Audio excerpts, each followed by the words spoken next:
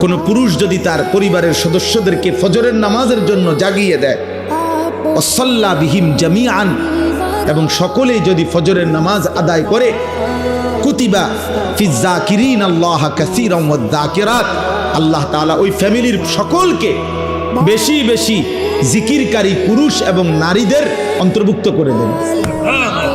আর আল্লাহ বলছেন যে বেশি বেশি জিকিরকারী পুরুষ এবং নারীদের অন্তর্ভুক্ত হবে, আ'আদ্দাল্লাহু লাহুম মাগফিরাহ, তাদের জন্য মাগফিরাত আমি আল্লাহ নিজে রেডি করে রাখছি।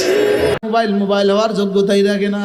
যে মা তার ছেলেকে ফজরের জন্য জাগায় না, এই মা হওয়ার যোগ্যতা রাখে না। যে বাবা ছেলেকে ফজরের জন্য জাগায় না, এই বাবা হওয়ার যোগ্যতাই রাখে না। যেই ছেলে তার মাকে আর বাবাকে ফজরের জন্য জাগায় না, এই ছেলে হওয়ার যোগ্যতাই রাখে না। যে ফজর পড়ে না, আল্লাহর কসম এটা মানুষ হওয়ার যোগ্যতাই রাখে না। গুনাহ মোছার 1 নম্বর যন্ত্র।